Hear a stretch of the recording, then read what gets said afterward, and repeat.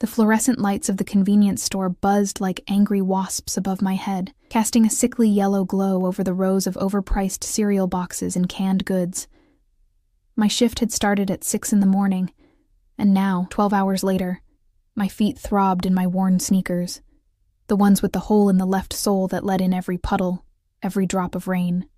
I could feel the dampness seeping through my sock, cold and unforgiving, matching the hollow ache that had taken permanent residence in my chest. "Mommy's coming home soon," I'd whispered to Lily and Tommy this morning, their small faces pressed against Mrs. Chen's apartment window as I left for work. Lily, 5 years old with her father's dark eyes, had waved with her tiny hand. Tommy, barely 3, had simply stared, his thumb in his mouth, already forgetting what it felt like to have me home. The electronic chime above the door rang, and I looked up from the register I'd been mindlessly wiping. The smell hit me first, expensive cologne, something dark and woody with hints of leather and smoke, so out of place in this cramped store that reeked of cleaning chemicals and stale coffee. Then I saw him. He moved like water, fluid and purposeful, his black suit so perfectly tailored it looked like it had been painted onto his broad shoulders. 2 men flanked him, massive figures in similar dark attire, their eyes constantly scanning, hands resting near their jackets in a way that made my stomach twist. I'd lived in this neighborhood long enough to recognize danger when I saw it. But it was him, the one in the center, who made my breath catch. He wasn't handsome in any conventional way. His face was all sharp angles and hard lines, a jaw that could cut glass, and eyes so dark they seemed to swallow light, a thin scar traced from his left eyebrow to his cheekbone, silvery against his olive skin.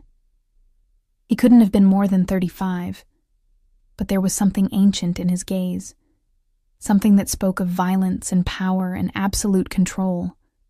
I dropped my eyes immediately, my survival instincts kicking in. Don't stare. Don't engage. Don't exist.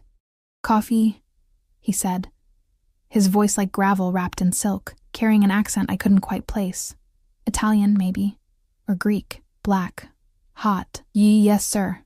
My hands trembled as I grabbed a paper cup, moving to the ancient coffee maker in the corner. The pot was nearly empty, the liquid inside thick and burnt from sitting on the warmer all day. "I'm sorry. This batch is old. I can make fresh if you..." "That's fine." I poured carefully, hyper-aware of his presence behind me, the way the air seemed to thicken with him in it.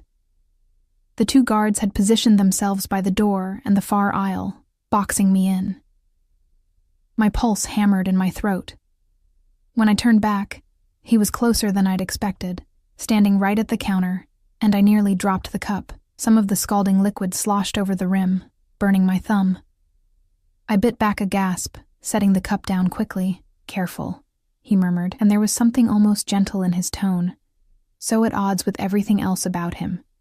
His eyes dropped to my hand, where a red mark was already forming. "You're hurt." "It's nothing." "That'll be $2.50. He pulled out a money clip, actual cash, crisp $100 bills, and my throat went dry. People in this neighborhood didn't carry that kind of money. People who carried that kind of money didn't shop at convenience stores in the bad part of town at 6 p.m. He handed me $100. Our fingers didn't touch, but I felt the heat of him anyway, radiating like a furnace. "I don't have change for this," I said, hating how small my voice sounded. "The register doesn't..." "Keep it." My pride wanted me to refuse, but pride didn't feed my children. Pride didn't pay the rent that was 2 months overdue. Pride didn't keep the electricity from being shut off next week. "Thank you," I whispered, and hated myself for it. He studied me with an intensity that made my skin prickle, taking in my faded uniform shirt with someone else's name tag still pinned to it, my pulled-back hair that hadn't seen a proper cut in over a year, the dark circles under my eyes that no amount of concealer could hide anymore. "You work here often?" he asked, lifting the coffee cup, but not drinking. "Every day." The words came out before I could stop them. Exhaustion making me honest. Double shifts, usually. Something flickered across his face. Interest, maybe, or calculation. That's a lot of hours. I have children. Again, why was I telling him this? But there was something about his stillness, the way he listened like my words actually mattered, that loosened my tongue. too. They need... I cut myself off, suddenly aware of how pathetic I sounded. This man, whoever he was, didn't care about my problems. Rich people never did. Where's their father? The question was casual, but his eyes had sharpened, fixed on me like a predator spotting prey. Gone. The word tasted bitter. He left when I was pregnant with my son. Found a better offer, I guess. The man's jaw tightened almost imperceptibly. One of his guards shifted, and he made the slightest gesture with his hand. Stay, without even looking. A better offer, he repeated slowly, as if testing the words. Then his own children? Then the burden of us. I laughed, but it came out broken. Look, I'm sorry. I don't know why I'm telling you all this. You probably have somewhere important to be. He took a sip of the terrible coffee, his eyes never leaving mine over the rim of the cup. When he lowered it, something had changed in his expression, hardened into a decision I couldn't read. What's your name? Every instinct screamed at me not to answer, but those eyes held me captive. Emma Hayes. Emma. He said it like he was memorizing it, filing it away. I'm Dante. Just a first name. No last name offered, which somehow made him even more dangerous. People who only used first names either had nothing to hide or everything to hide, and I knew which category he fell into. It's nice to meet you, I lied. Because what else could I say? He smiled then, slow and predatory, and I felt it in my bones. Is it? Before I could answer, my phone buzzed in my pocket. I pulled it out with shaking hands, my heart sinking as I saw Mrs. Chen's number. She never called unless... I have to take this, I said, already pressing answer. Hello? Emma, I'm so sorry. Mrs. Chen's voice was strained, apologetic. My daughter just called. Her water broke. The baby's coming early. I have to go to her. I'm already packing. No, it's okay. I understand. Congratulations. I tried to keep my voice steady even as panic clawed up my throat. I'll figure something out. The children are watching TV. I left dinner in the fridge. I'm so sorry, honey. I know you're working. It's fine. Thank you, Mrs. Chen. Really. Give your daughter my best. I hung up and stared at the phone, my mind racing. My shift didn't end for another 4 hours. I had no one else to call, no other neighbors I trusted, no family within 500 miles. The manager would fire me if I left early again. He'd already warned me twice. Problem? Dante's voice cut through my spiraling thoughts. I'd forgotten he was still there, watching me with those two knowing eyes. My babysitter had to leave, emergency with her daughter. I shoved the phone back in my pocket, blinking rapidly against the burning in my eyes. I would not cry. Not here. Not in front of him. But it's fine. The kids are old enough to be alone for a few hours. Lily's very responsible for 5. The lie tasted like ash, but what choice did I have? 5 years old. His voice had gone very quiet, very dangerous. You're going to leave a 5-year-old and a 3-year-old alone in this neighborhood for 4 hours? Heat flushed my cheeks. I don't have a choice. I need this job. If I lose this job, we lose our apartment. If we lose our apartment? My voice cracked, and I pressed my lips together hard. He set down the coffee cup with deliberate care. Where do you live? Why? Suspicion finally overtook desperation. Because I'm going to send someone to watch them until your shift ends.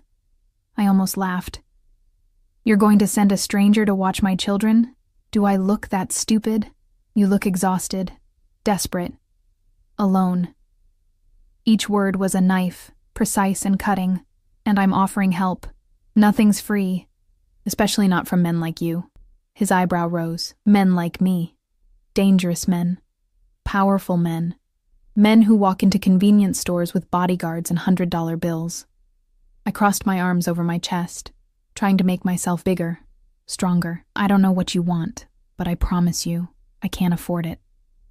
He moved then, just a single step closer, and suddenly the counter between us felt meaningless. His presence filled the space, suffocating and inescapable. What if I said I wanted nothing? His voice dropped lower, intimate. What if I just wanted to help a mother who clearly needs it? Then I'd say you're a liar. He smiled again. and this time it reached his eyes, warming them by a single degree. Smart girl. Yes, I want something. But not what you're thinking.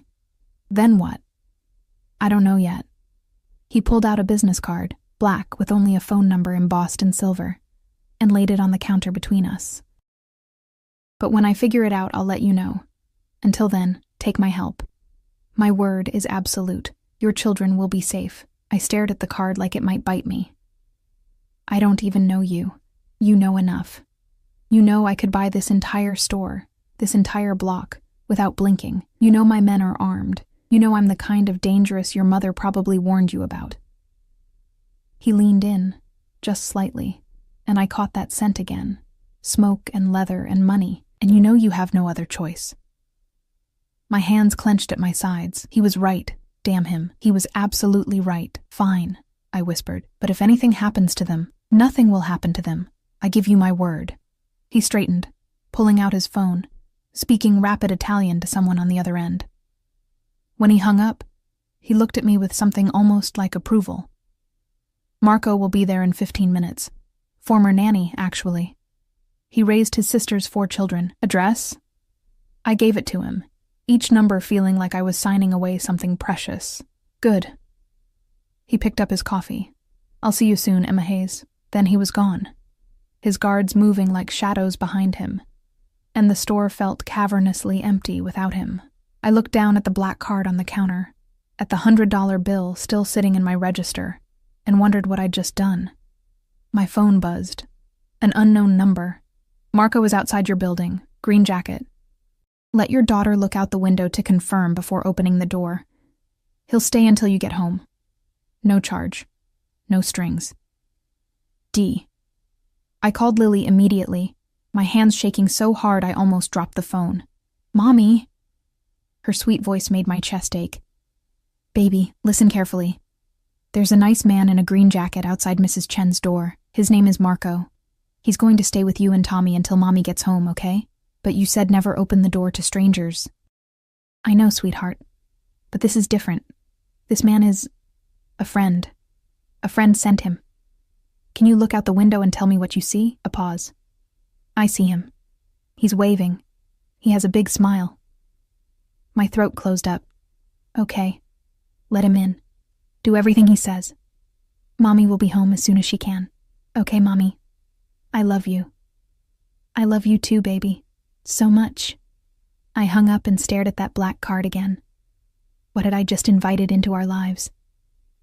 Marco stayed for 3 weeks, not just that first night, though that night alone had been enough to shake my entire world. I'd come home at 10:30, my feet bleeding in my shoes, expecting to find my children traumatized or worse. Instead, I'd found them bathed, in clean pajamas, with full bellies and bright eyes. The apartment smelled like actual food, pasta with homemade sauce, and Tommy was curled up in Marco's lap, half asleep, while Lily showed him her drawings. Mrs.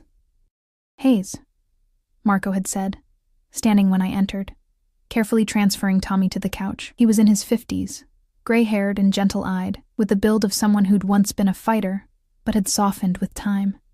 Beautiful children, very well behaved. I'd been too stunned to correct him about the misses.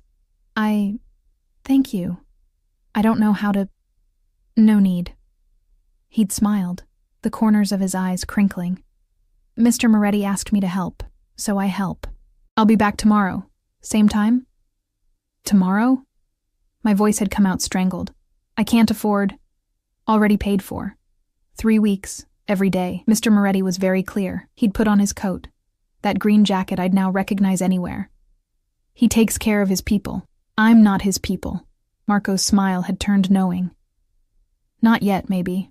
But Mr. Moretti, he sees things, knows things.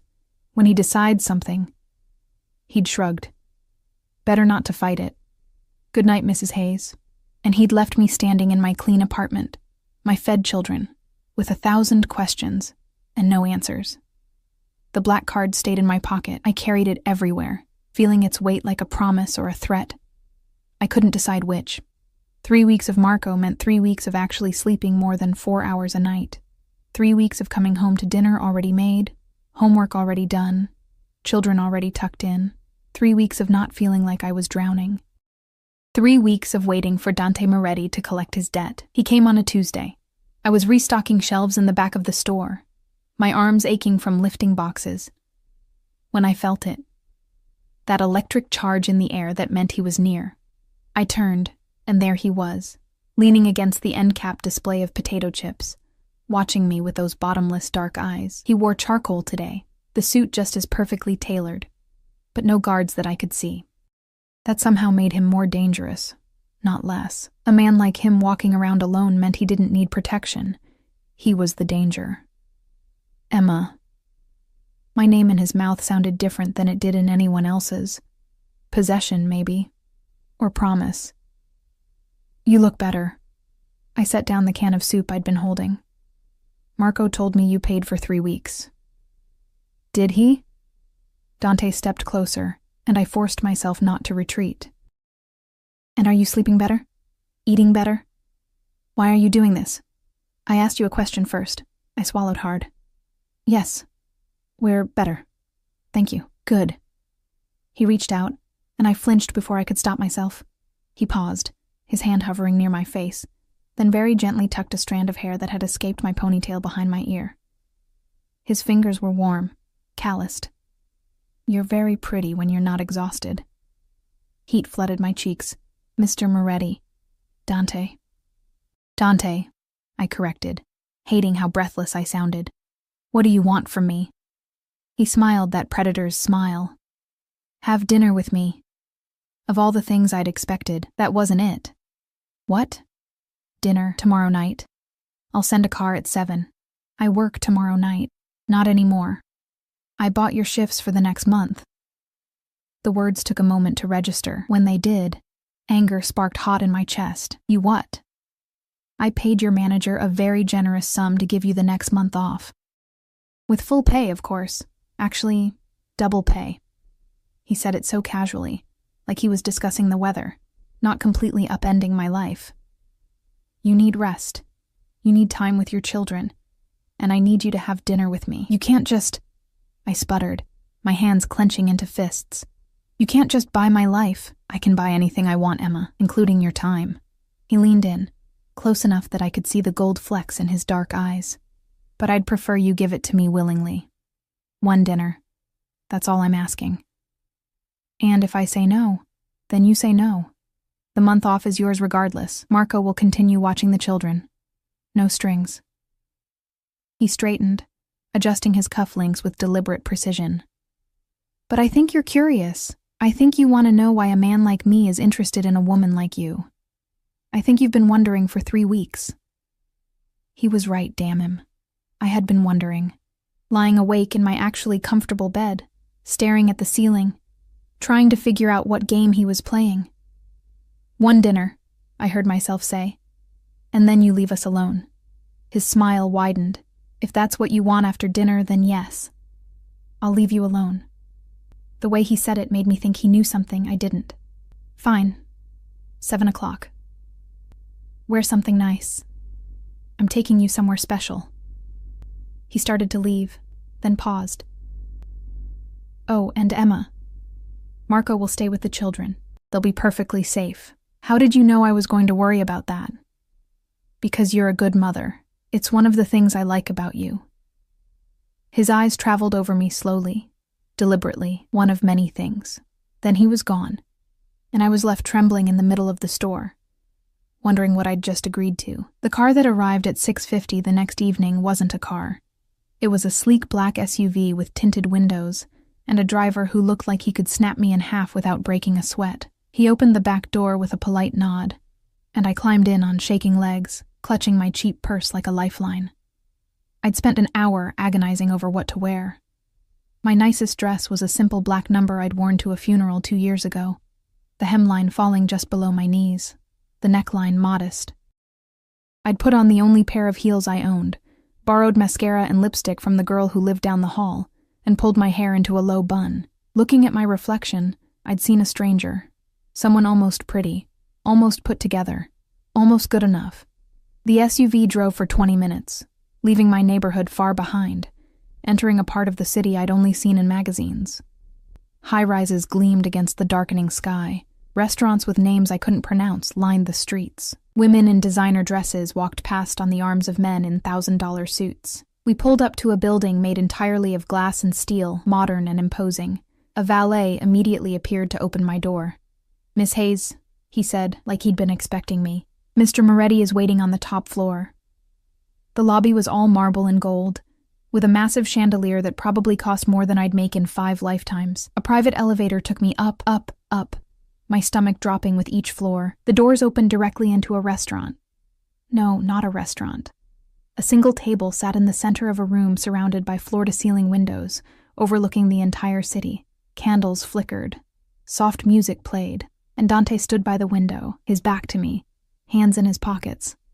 He turned when he heard the elevator, and something in his expression made my breath catch. Hunger. Raw and undisguised. "Emma?" He moved toward me, and I noticed he'd foregone the suit jacket. His white shirt rolled up to his elbows, revealing muscled forearms marked with scars. "You're beautiful. This is..." I gestured helplessly at the room. "Is this entire restaurant yours? For tonight, yes. I don't like sharing." "Sharing what? The restaurant?" "You." He pulled out my chair, and I sat because my legs wouldn't hold me anymore. "I wanted you to myself. No interruptions, no distractions." A server appeared from nowhere, pouring wine into crystal glasses. Red, dark as blood. "I don't drink much," I said weakly. "Then just sip. But you should taste it. It's from my family's vineyard in Sicily." "Your family makes wine?" "Among other things." His smile was cryptic. "Tell me about your children." The change of subject threw me. "What do you want to know?" "Everything. Their names, their ages, what they like, what makes them laugh." He leaned back in his chair, swirling his wine, eyes never leaving my face. "Tell me about your life, Emma Hayes." So I did. Maybe it was the wine, or the candlelight, or the way he listened like every word mattered. But I found myself talking about Lily's obsession with drawing, how she filled notebook after notebook with pictures of princesses and dragons, about Tommy's quiet nature, how he observed everything but spoke little, still processing his father's abandonment in ways I couldn't reach, about the struggles, the eviction notices, the empty fridge, the nights I'd cried silently in the bathroom so they wouldn't hear. "Their father," Dante said quietly when I paused. "What was his name?" "Marcus Reed." Just saying it made my chest tight. Why? Curious. But there was something sharp in his eyes now, something calculating. And he just left? He got a job offer in California, said he couldn't turn it down, said he needed to focus on his career. I laughed bitterly. 3 months later, I saw on social media he'd married his boss's daughter. Guess that was the better offer. Dante's jaw tightened. His hand clenched around his wine glass hard enough that I worried it might shatter. "Did he ever support you? Send money?" "At first. For about 6 months. Then the payments stopped. I hired a lawyer, but Marcus has good connections now. The lawyer said it would cost more to fight than I'd ever get back." I shrugged, trying to seem casual about the betrayal that had nearly destroyed me. "So I manage." "You shouldn't have to just manage." His voice had gone cold, deadly. "A man who abandons his children deserves..." He cut himself off, but I'd heard enough. "Deserves what?" I leaned forward. "What would you do to him, Dante, if you could?" Our eyes met across the table, in the candlelight. His looked almost black, fathomless and dangerous. "Things that would give you nightmares," he said simply.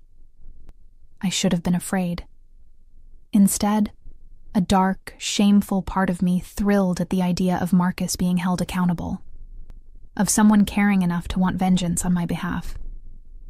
"Tell me about you," I said, needing to shift the focus. "Your family, your work.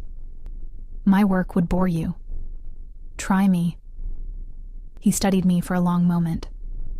"I'm an import-export. Family business. You move goods around the world." "What kind of goods?" "The kind that require discretion." "So you're a criminal?" I expected denial. Instead, he smiled. Yes.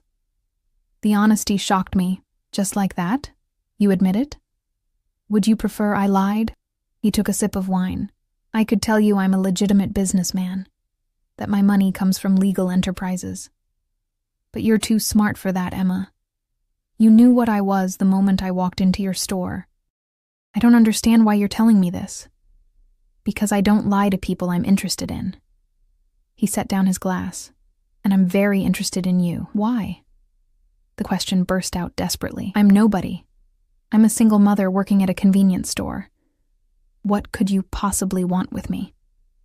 He was silent for so long I thought he wouldn't answer. Then, do you believe in fate, Emma? No. Neither did I. Until 3 weeks ago. He stood, moving around the table toward me. I stayed frozen in my chair as he crouched beside me, bringing us eye level. This close, I could see the scar on his face more clearly, could smell that intoxicating scent of smoke and leather. I went into that store looking for a specific address. A man who owed me money. I was going to kill him. My breath stopped. But then I saw you. Tired. Alone. Trying so hard to be invisible. And something in me. He reached out, cupping my face with one large hand. His palm was warm, rough. Changed. Dante, let me finish. I had my men investigate. I learned about Marcus, about what he did to you, about how he stole money from my organization to fund his new life. His thumb stroked across my cheekbone. He worked for me, Emma, 3 years ago. He was a low-level accountant who thought he was smart enough to skim from my operations. He took $500,000 and disappeared. The room spun. What? The money he used to get that job in California, to impress his new wife's family, it was mine. Stolen from me. From my family. His eyes bored into mine, and now he has something else that belongs to me. I don't belong to you, I whispered. Not yet. His smile was dark, possessive. But you will, Emma. You and your children. Because I'm going to give you something no one else ever has. What? Everything. I pulled away from his touch. Standing so abruptly, my chair scraped against the floor. You're insane. Probably. Dante rose smoothly, unruffled by my reaction. But I'm also right. Sit down, Emma. Finish your dinner. Let me explain. Explain what? That you think you own me because my ex-boyfriend stole from you? My voice was rising, panic clawing up my throat. I didn't know. I had nothing to do with... I know that. His voice cut through my hysteria, calm and certain. You think I haven't had you investigated? I know everything, Emma. Your bank account has $63. Your rent is 4 months overdue. You haven't bought yourself new clothes in 2 years. Everything you have goes to those children. He stepped closer, and I backed up until I hit the window, the city glittering behind me. You're innocent. But Marcus, he destroyed you to save himself. Used you as a shield, probably.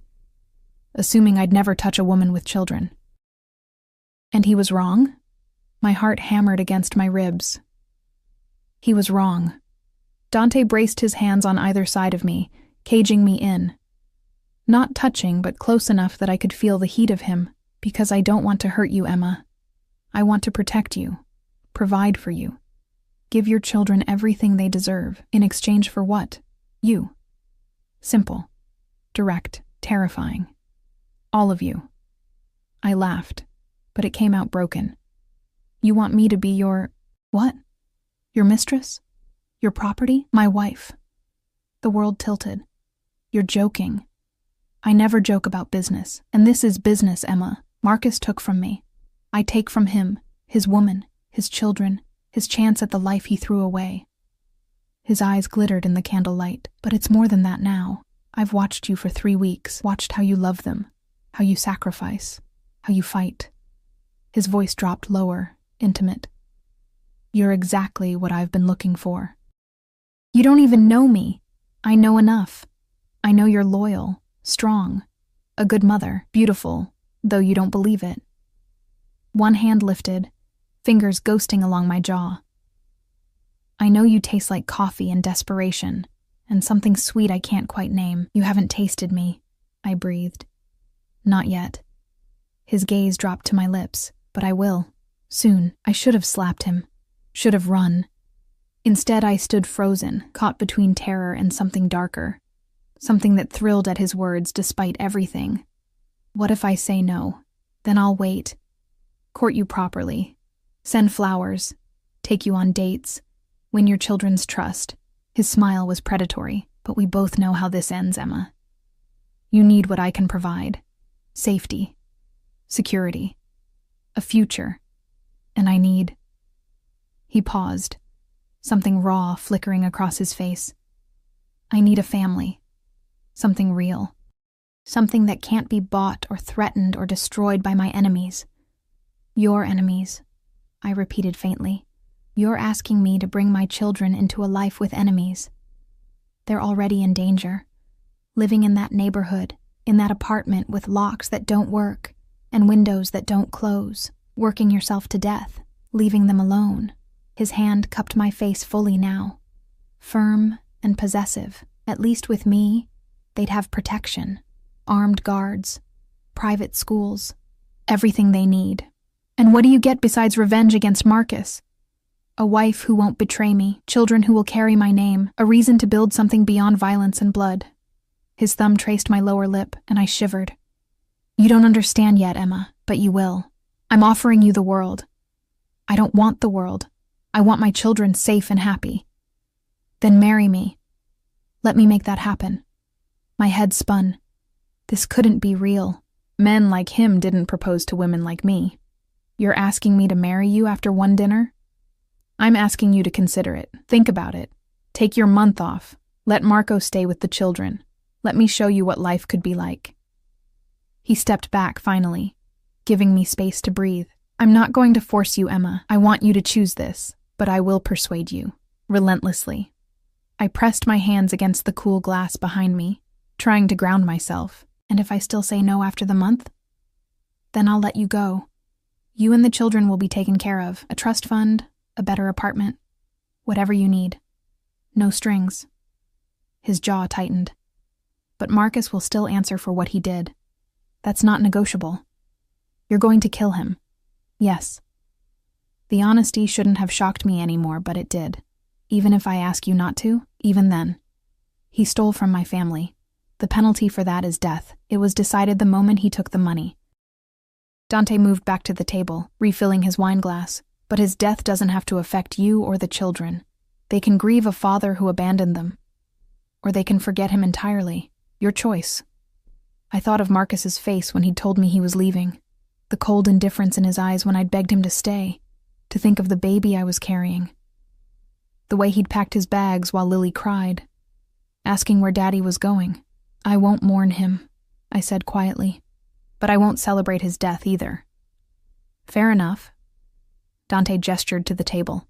Now sit, eat, let me show you what I can offer. Against my better judgment, I sat. The food was incredible. Courses I couldn't name, prepared by chefs I'd never afford. Served on plates that probably cost more than my monthly salary. Dante watched me eat with obvious satisfaction, answering my questions about his businesses.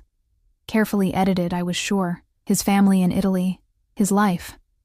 He told me about his father, who'd built the empire from nothing.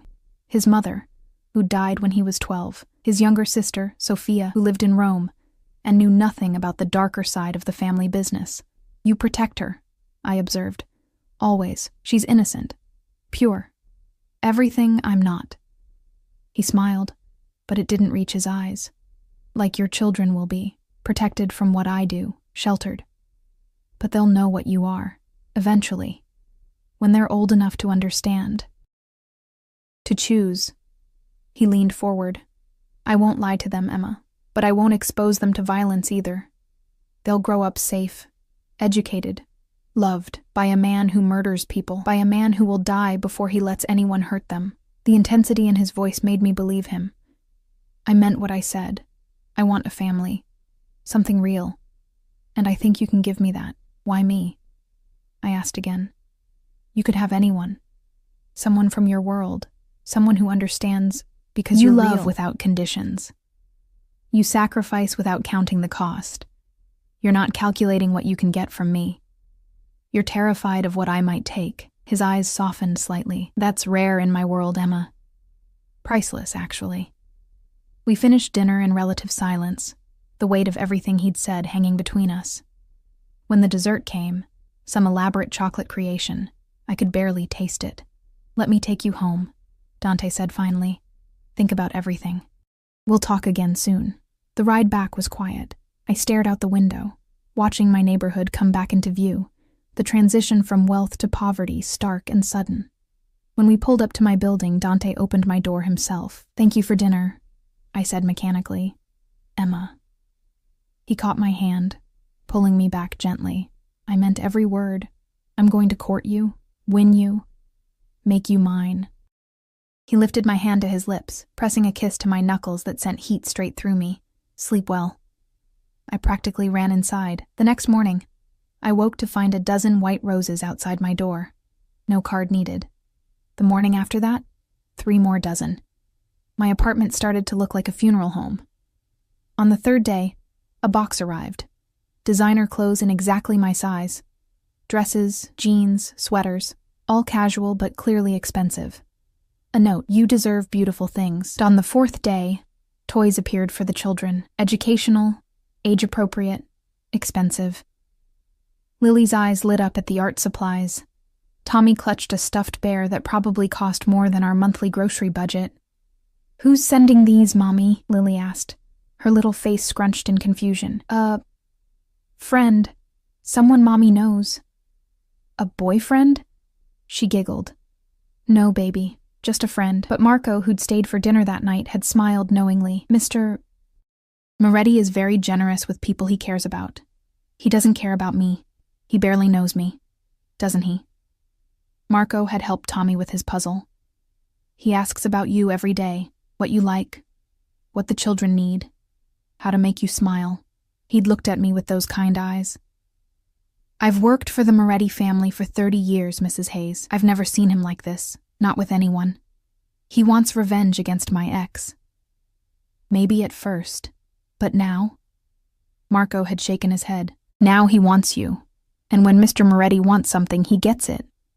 Better to accept it gracefully. I don't want to be owned. He doesn't want to own you. He wants to worship you. There's a difference. I hadn't known how to respond to that.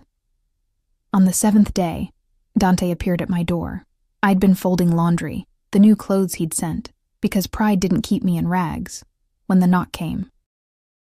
Through the peephole, I saw him standing there in dark jeans and a black sweater, looking somehow more dangerous in casual clothes than in his suits. I opened the door. You can't just show up. Walk with me. Not a question, a command wrapped in velvet. Please. The please softened me. The children. Marco's on his way. He'll be here in 5 minutes. At my look, he smiled. I'm always prepared, Emma. I grabbed my coat, one of the new ones, warm and soft, and followed him outside. We walked to the small park 2 blocks away, the one with broken swings and graffiti-covered benches. In the evening light, with children playing and mothers watching, it almost looked peaceful. I want to show you something, Dante said, leading me to a bench away from the others. He pulled out his phone, scrolling through photos. This is my house, where I live. The images took my breath away. A massive estate, all stone and glass, surrounded by manicured gardens, an infinity pool. Rooms that looked like they belonged in magazines. A library with floor-to-ceiling bookshelves. It's beautiful, I whispered. It's empty. He swiped to another photo. This wing would be for the children. Lily could have the room with the balcony. She could paint out there. Tommy would have the one overlooking the garden. There's a playroom, a study room, space for whatever they need. My throat closed. Dante, this room would be yours. Another swipe. A massive bedroom with a fireplace, a sitting area, windows that overlooked the grounds. Your own space, your sanctuary. No one would enter without your permission. Not even me. Why are you showing me this? Because I want you to see what I'm offering. Not a cage, Emma. A home. A real home. He turned to face me fully. I've spent the last week learning everything about you. Your favorite color is blue. You love old movies but haven't seen one in years. You used to paint before Lily was born, but sold all your supplies to pay bills. You're allergic to strawberries. You cry during commercials with dogs. Heat flooded my face. You've been spying on me. I've been paying attention. There's a difference. His hand found mine on the bench, lacing our fingers together. I want to know everything, Emma. Every dream you've buried, every hope you've given up on, every part of you that's been neglected and forgotten. Why? So I can give it all back to you. His grip tightened. Let me court you properly. Let me take you on dates. Show you things you've never seen. Spoil your children. Prove that I'm serious. And at the end of the month, you decide. Stay or go. But I think you already know what you're going to choose. I pulled my hand away. You're very confident. I'm very determined. There's a difference. He stood, pulling me up with him. Tomorrow night. Dinner again, just us. And I'll tell you everything. The truth about what I do, who I am, what being with me would really mean. No more secrets. Everything. Everything. He stepped closer, his hand coming up to cup my face. I'm going to kiss you now, Emma. If you don't want that, tell me to stop. I should have stopped him. Should have pushed him away. Instead, I tilted my face up, and his lips met mine. The kiss was gentle at first, almost tentative, as if he was afraid I might break. Then I made a small sound. Need, surrender, I didn't know. And he deepened it, his other hand sliding into my hair, angling my head. He tasted like mint and danger, and when his tongue traced my lower lip, I opened for him without thinking. Heat flooded through me, pooling low in my belly. His hand tightened in my hair, possessive, claiming, and I melted into him. When was the last time someone had kissed me like this? Like I was precious and wanted, and... He pulled back, both of us breathing hard. His eyes were molten, dark with hunger. Tomorrow, he said roughly. 7 o'clock. I'll send the car. Then he was walking away, leaving me trembling on the path, my lips swollen and my heart racing. I touched my mouth, still feeling him there.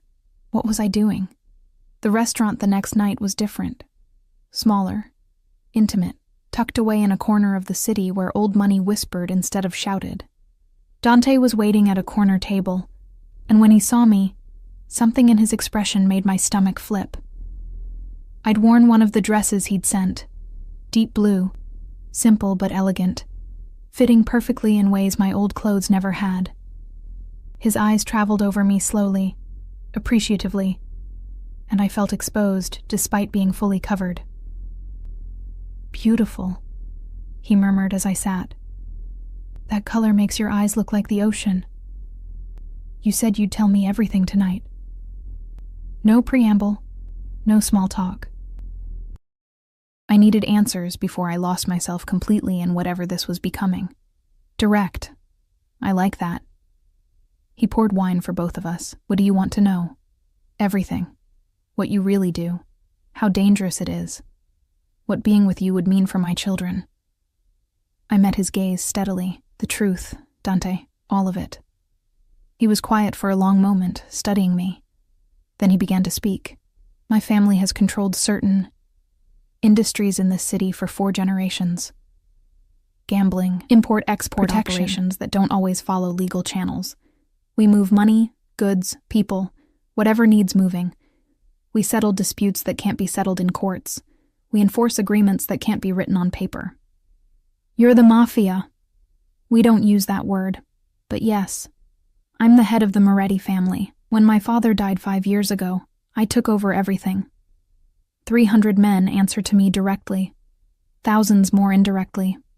He took a sip of wine. I've killed people, Emma. 12 men personally, many more by order. I've done things that would make you sick if I described them in detail. I should have been horrified. Instead, I found myself asking, why? Why did I kill them? Because they betrayed the family, because they hurt people under my protection. Because in my world, weakness is death, and mercy is seen as weakness. His jaw tightened. I'm not a good man, Emma. I won't pretend to be, but I'm honest about what I am. And Marcus? Marcus worked in our legitimate operations, on paper. He was an accountant, handled clean money. kept the books for our legal businesses. But he got greedy, started skimming. Small amounts at first, then larger. By the time we noticed, he'd taken $500,000 and disappeared. Dante's eyes went cold. He knew what would happen if we caught him. So he ran, started a new life, used my money to buy his way into respectability. And now you found him. I've always known where he was. I was deciding when to move, how to make it count. He leaned forward. Then I met you, and everything changed. Because you saw a better revenge. At first, yes. Take his woman, his children. Show him what he lost. But then, he reached across the table, taking my hand. Then I got to know you, watched you, saw how you loved those children despite everything he'd done, how you kept fighting even when you had every reason to quit. And I realized I didn't want you for revenge anymore. I wanted you for me. My heart hammered. What happens to Marcus? He dies. Soon. But it will be clean, quick, a car accident probably, something his new wife and her family won't question. He'll be mourned as a tragic loss. And you'll be free of him forever. His thumb stroked across my knuckles. The children don't need to know the truth. Let them remember him however they want, or forget him entirely. Your choice. And if I choose you, what does that life look like? You and the children move into my home. We get married, quickly, quietly, or with all the ceremony you want. I adopt Lily and Tommy legally, give them my name, my protection. They grow up safe, educated, wanted. You become my wife in every sense. My partner, my equal, the woman who stands beside me. Your equal? I couldn't help the skepticism in my voice. In your world, are women ever really equal? He smiled slightly. In my world, the wife of the head of the family is second only to him. What you say, my men will obey. What you want, they'll provide. You'll have your own bank accounts, your own money, your own life. I won't cage you, Emma. I'll protect you. And if I want to leave, later, when I realize what I've gotten into, then you leave. I'll divorce you, set you up somewhere safe, make sure you and the children have everything you need. His eyes locked on mine, but I'll never stop wanting you, never stop trying to win you back. And I'll never let anyone hurt you, even if you're no longer mine. The certainty in his voice made something in my chest ache. You can't possibly know that you want this. Want me. You barely know me. I know enough. I know you're the first person in 10 years who's looked at me like I'm a man instead of a monster. I know you don't want my money or my power. You're terrified of both. I know your children make you smile in a way nothing else does. I know you cry in the shower so they won't hear you. His grip tightened. I know you're lonely, Emma, just as lonely as I am, and I think we could be less lonely together. Tears burned behind my eyes. This is insane. Probably. But answer me honestly. Has anyone ever offered you everything? Has anyone ever wanted to give you the world and ask for nothing but you in return? You're asking for more than just me. You're asking me to accept what you do, to look the other way when you kill people, to let my children grow up around violence and crime. I'm asking you to trust me to keep them separate from that life. The children will go to private schools, have normal friends, normal activities. They'll know I'm in business. Import-export, they'll be told. When they're older, they can choose whether to know more. But they'll never see violence, never be exposed to danger. I swear that on my life. How can you promise that? You have enemies. Which is why I have security. Why my home is a fortress. Why anyone who wants to hurt me has to go through 50 armed men first. He pulled out his phone, showing me photos. These are my security team, ex-military, ex-special forces. The best money can buy. Your children would be safer with me than anywhere else in this city. I stared at the images. Hard-faced men with cold eyes. Weapons visible. This would be my life. These would be the people surrounding my children. I need more time, I whispered. You have 3 more weeks, but Emma? He stood, moving around the table to crouch beside my chair. I need you to understand something. I'm not a patient man. I'm not used to waiting. The only reason I'm giving you time is because I want you to come to me willingly. But make no mistake, I've already decided. You're mine. The children are mine. It's just a matter of you accepting it. That's not romantic. That's terrifying. It's honest. He cupped my face. I could lie to you. Court you slowly. Pretend to be something I'm not, but I respect you too much for that. So I'm telling you the truth. I want you. I'm going to have you. And I'm going to spend the rest of my life making sure you never regret choosing me. You're insane, I breathed. About you? Yes. He kissed me then, hard and possessive, swallowing my gasp. When he pulled back, we were both breathing hard. Let me take you somewhere. Show you something. Not tonight. This weekend. You, me, and the children. The children? I want them to know me. Trust me. Like me, even. They're part of this too, Emma. If I'm going to be their father, they need to accept me. His eyes softened slightly. Will you let me try? Against every instinct screaming at me to run, I nodded. Saturday arrived cold and bright. The SUV picked us up at 9, and Lily pressed her nose to the window, fascinated by the car's size. Tommy sat on my lap, silent but watchful, his little hand clutching his stuffed bear, the one Dante had sent.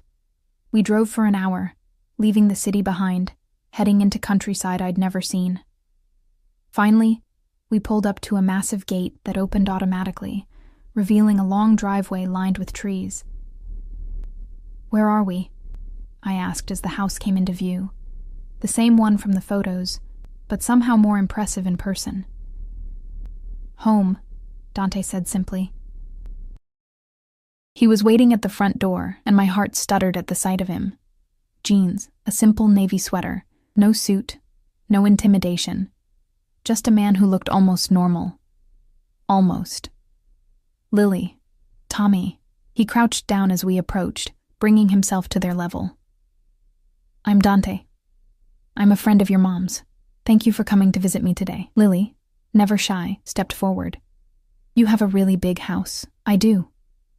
Would you like to see inside? I have something special to show you. What? Her eyes lit up. Come with me. He led us through rooms that made me feel like I was in a movie. Marble floors, crystal chandeliers, artwork that was probably worth more than I'd make in several lifetimes. But Lily and Tommy didn't care about any of that. They were focused on Dante, who was pointing out things specifically for them. This is the kitchen. Chef Marco. You know Marco, right? He works here sometimes. He said you both love his pasta. Marco's here? Lily's face brightened. In the garden, setting up lunch. But first I want to show you something upstairs. He led us to the wing he'd shown me in photos, pushed open a door. Lily gasped. The room was every little girl's dream. Painted soft pink, with a canopy bed, shelves full of books and art supplies, a small easel by the window. Her drawings, the ones from our apartment, were framed on the walls. This would be your room, Dante said quietly, if you ever wanted to stay here. You could paint, draw, read, whatever you want. Mine? Her voice was odd. Yours. Tommy tugged on my hand. Mommy, is there one for me? Dante smiled. Of course. Come see. The next room was done in blues and greens, with toys carefully arranged, a small reading nook, and a rocking chair by the window. Tommy's eyes went wide. The bear can sleep here, Dante said, pointing to a small bed clearly meant for stuffed animals. And you can see the garden from this window. There are rabbits sometimes. Rabbits? Tommy whispered. Want to go look? We spent the day there. Dante showed the children every inch of the property. The pool, heated, he assured me. The garden, with actual rabbits, which made Tommy smile for the first time in months. The library, which made Lily gasp and declare she wanted to read every book. He was patient with them, gentle. When Lily asked a million questions, he answered every one. When Tommy was too shy to speak, Dante simply sat with him, pointing out things without demanding response. And he watched me watching them, his eyes knowing. Lunch was on the terrace. Marco had prepared all their favorites, and the children ate like they'd never seen food before, chattering happily. When they ran off to play in the garden afterward, supervised by Marco and two friendly-looking guards, Dante turned to me. What do you think? I think you're trying to buy me. I think I'm showing you what life could be like. There's a difference. He moved closer, backing me against the terrace railing. Look at them, Emma. Really look. I did. Lily was laughing, running through the grass in a sundress Dante had somehow provided. Her size, of course. Tommy was examining a flower with intense concentration, his bear tucked under his arm. They looked happy, lighter, like children instead of small adults burdened with adult worries.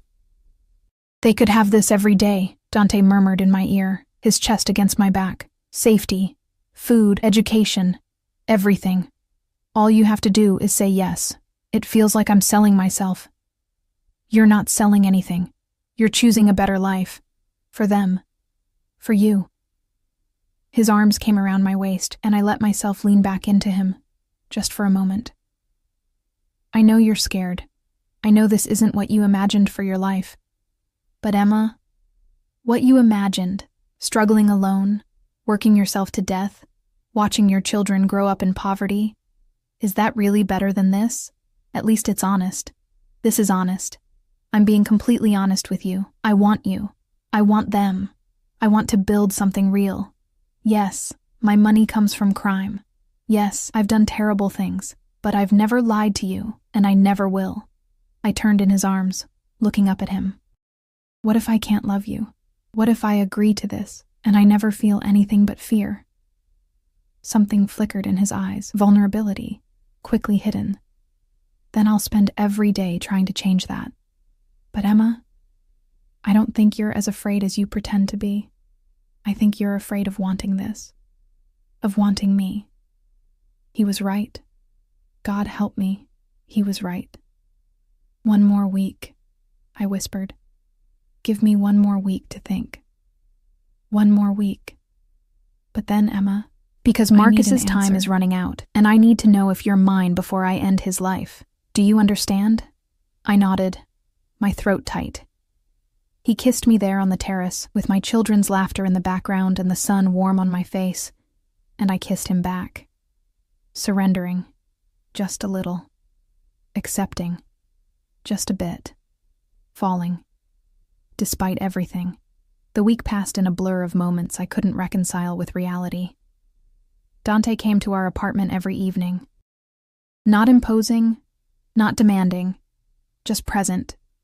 He brought dinner, played with the children, sat with me on the worn couch and talked about everything and nothing. He told me about his childhood in Italy, about learning the family business at his father's knee, about the weight of responsibility that had shaped him into who he was, and I told him things I'd never told anyone, about my own childhood, bouncing between foster homes, about meeting Marcus in college and thinking I'd finally found someone who'd stay, about the devastation of his abandonment, the nights I'd considered giving up entirely, the shame of needing help I couldn't afford. "You're the strongest person I've ever met," he said one night, his hand playing with my hair as we sat together after the children were asleep.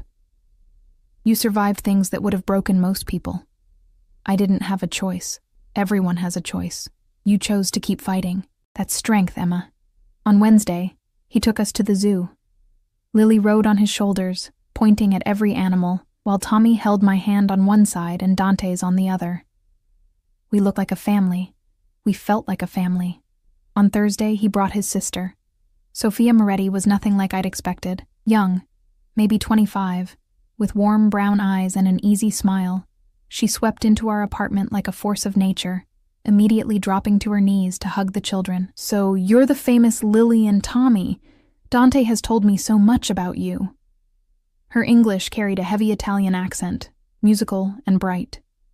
"And you must be Emma. Dio mio, you're even more beautiful than he said." I shot Dante a look. He shrugged, unrepentant.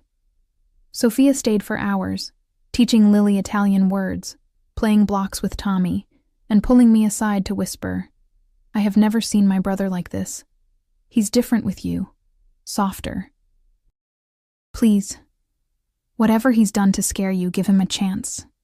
Beneath all the darkness, there's a good man. You don't know what he does," I said carefully. "I know enough. I'm not stupid, Emma. I know my family's business isn't all legal.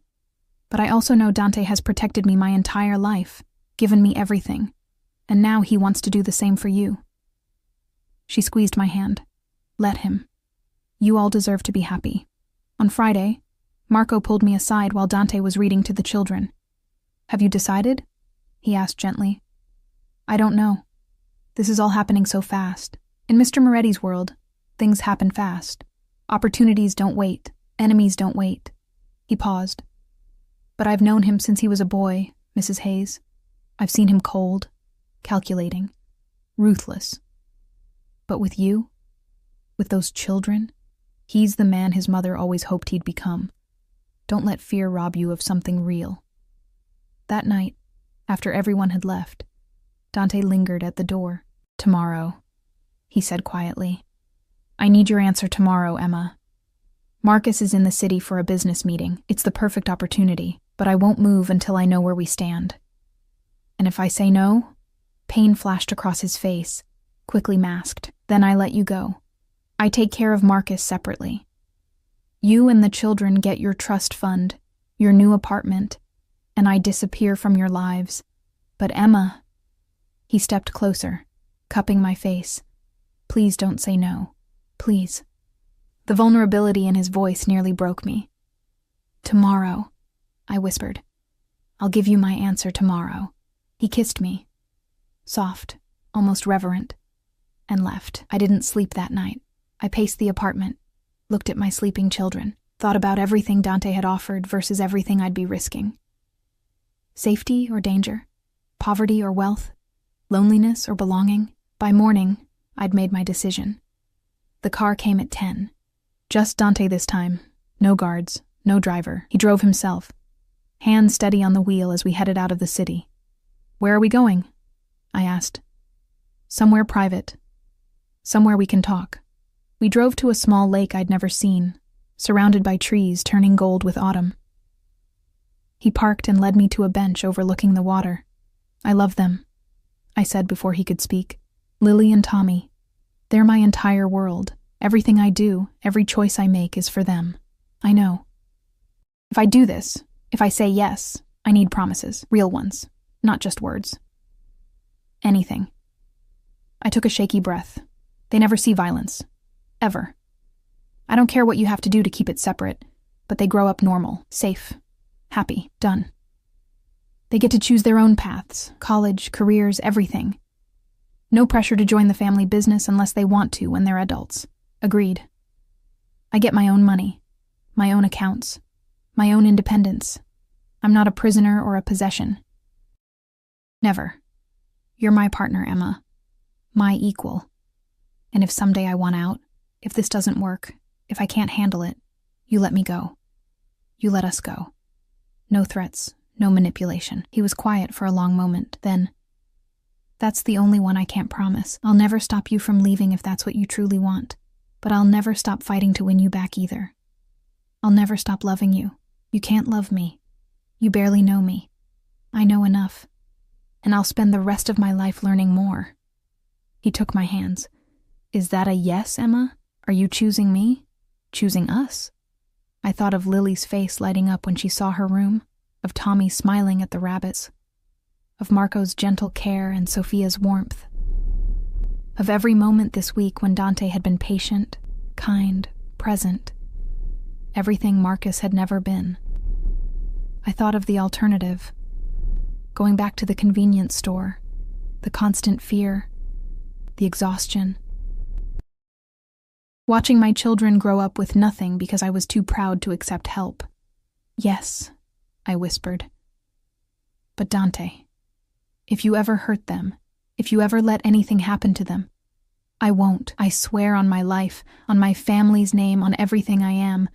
I will protect them with my last breath." He pulled me into his arms, holding me so tight I could barely breathe. "Thank you. Thank you for trusting me. I'm terrified," I admitted against his chest. "I know. But I've got you. I've got all of you, and I'm never letting go." We sat there for a long time, watching the water, his arms around me. Finally, he pulled back. "There's something I need to do today, something you don't need to see or know about. Can you take the children to my house? Marco and Sophia are waiting there. Stay the night. When I come back tomorrow, it'll be done. Marcus will be gone and we can start our life together." My throat closed. You're doing it today. Yes. While he's in the city. While the opportunity is perfect. It'll look like an accident. A car malfunction. Brake failure. His wife will get life insurance. His family will mourn. And you'll be free. I don't want to know the details. You won't. But Emma, I need you to understand. This isn't just revenge anymore. This is protection. As long as Marcus is alive, he's a threat. He knows about my business. He could use you and the children as leverage if he ever found out about us. I'm removing that threat permanently. I nodded, unable to speak. Say the word and I'll stop. I'll find another way. Lock him up, scare him into running, something. But he'll always be out there. Always be a shadow. I thought of Marcus's face when he'd packed his bags. The coldness when he'd said he was leaving. The years of silence, of abandonment, of choosing his new life over his children. Do what you have to do, I said quietly. Just come back to us, always. He kissed me, hard and deep. Take the children somewhere happy today. Let them play, and tomorrow, when you wake up in your new home, everything will be different. The house was full of laughter when we arrived. Sophia had brought friends, nice women who played with the children and didn't ask questions. Marco cooked an enormous dinner. Lily painted in her new room. Tommy fell asleep in the library, surrounded by books. I tried to enjoy it, tried to be present, but part of me was somewhere else. With Dante. Wondering what he was doing, if it was done. If Marcus was... My phone buzzed at midnight. It's finished. He's gone. Sleep well, amore mio. Tomorrow, we start forever. I stared at the message for a long time. Then I deleted it, climbed into the massive bed in what was now my room, and cried. Not for Marcus. I'd mourned him years ago, but for the girl I'd been, the one who'd believed in fairy tales and happy endings. That girl was gone. In her place was a woman who'd chosen survival, protection, a dangerous man's devotion. I'd chosen Dante Moretti. For better or worse, I was his now. The wedding happened 2 weeks later. Small, private, just Sophia, Marco, a judge Dante knew, and the children. I wore a simple white dress Dante had commissioned, perfectly tailored, elegant, without being ostentatious. Lily wore pink and carried flowers. Tommy, in a tiny suit, held the rings. Do you take this woman to be your lawfully wedded wife? The judge asked. Dante's eyes never left mine. I do. For as long as she'll have me, and longer if she'll let me. And do you take this man to be your lawfully wedded husband? I looked at this man who'd upended my entire world, who'd killed for me, who'd promised me everything and demanded only that I stay. I do. The kiss was soft, reverent, and when we pulled apart, Lily cheered and Tommy clapped. Sophia cried happy tears. Marco smiled like he'd known all along how this would end. That night, in the massive master bedroom, Dante held me close. Regrets? He murmured against my hair. Ask me in 20 years. I'll spend every day of those 20 years making sure the answer is no. He tilted my face up, his thumb tracing my cheekbone. I love you, Emma Moretti. I'll love you until I stop breathing. I don't love you yet, I said honestly, but I think I could. Someday. Then I'll wait, however long it takes. He kissed me again, and this time it deepened, became something more. But tonight, let me show you how much I want you, how much I need you. Let me prove I'm worth the risk, and I did. I let him worship me, touch me, make me feel things I'd never felt before. When he moved inside me, his eyes locked on mine, I felt something crack open in my chest. Not love, not yet, but the beginning of it. The possibility. Afterward, wrapped in expensive sheets with my husband's arms around me, I thought about the future, about Lily and Tommy growing up in this house, safe and loved, about becoming the woman who stood beside Dante Moretti, who shared his life, if not all his secrets. It wasn't the life I'd imagined. It was dangerous, unconventional, built on blood and money and a mafia boss's obsession. But it was ours. 6 months later, I woke to the smell of pancakes and the sound of children's laughter. Sliding out of bed, I pulled on a robe and padded downstairs to find chaos in the kitchen. Dante stood at the stove, flour in his dark hair, trying to flip pancakes while Lily helped, by dumping in chocolate chips. Tommy sat on the counter, systematically eating berries from a bowl, and Marco was laughing at the disaster zone spreading across the marble counters. "Mommy!" Lily spotted me. "Daddy's making breakfast." Daddy. She'd started calling him that a month ago, and every time she did, something in Dante's eyes softened. He looked up, meeting my gaze across the kitchen, and smiled. That real smile he only showed us. "Morning, beautiful. Coffee's ready." I moved into his arms, letting him kiss me while the children made exaggerated gagging sounds. His hand splayed across my still flat stomach, protective and possessive. "How are you feeling?" he murmured against my lips. "Good. The morning sickness is better." We hadn't told the children yet. At 3 months pregnant, I was still processing the reality of bringing Dante's child into this world. But when I'd seen the test, seen his face light up with pure joy, I'd known it was right. "Sit," he ordered gently. "Eat. You need to keep your strength up." I sat at the table, our table, in our home, with our children, and watched this man who'd terrified me 6 months ago serve breakfast with the careful attention of someone handling something precious. "I love you," I said suddenly. He froze, pancake suspended midair. "What?" "I love you." I should have said it before, but I was scared. "But Dante, I love you. I love this life. I love what you've given us." He set down the spatula, crossed to me in 3 strides, and kissed me so thoroughly that Lily shouted, "Gross!" and Tommy hid his eyes. "Say it again," he demanded roughly. "I love you." Again. "I love you, Dante Moretti." His forehead pressed to mine. I have waited 6 months to hear those words. 6 months of hoping, praying, working to earn them. "You earned them." I cupped his face. "You've given me everything. Safety, security, a home, a family. You've been patient and kind and completely, obsessively, possessively in love with you," he finished. "Say you'll never leave. Promise me." "I promise. Where would I go? You ruined me for normal men." He laughed, the sound rich and free. "Good. You're mine.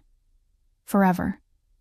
"Forever," I agreed. Later that night, after the children were asleep and we lay tangled together in our bed, I thought about how far we'd come from that first night in the convenience store, a desperate single mother and a dangerous man, to this, to love, to family, to a future I'd never dreamed possible. "What are you thinking?" Dante asked, his fingers tracing lazy patterns on my hip. "That you were right. That night at the lake, you said you'd spend your life making sure I never regretted choosing you. And you have. Every single day." I kissed him softly. "Thank you for not giving up on me, on us. Never. From the moment I saw you, Emma, you were mine. It was just a matter of you realizing it." His hand slid to my stomach again. "Now we're building something that no one can take away. A family. A legacy. Something real. Something good," I added. "Despite everything, despite how it started. This is good. The best thing I've ever done." He pulled me closer. "Tomorrow, sleep, we start planning the nursery. I'm thinking, let me guess. You've already had it designed. 3 different options, actually. I wanted you to choose." I laughed, shaking my head. "You're impossible. I'm in love. There's a difference." As I drifted off to sleep, safe in his arms, with our children sleeping down the hall and our future growing inside me, I realized something fundamental had changed. I wasn't afraid anymore. I wasn't alone. I wasn't that desperate woman who'd begged a dangerous man to take her children. I was Emma Moretti, wife, mother, partner to a man who'd burn the world down to keep us safe, and I wouldn't change a single thing.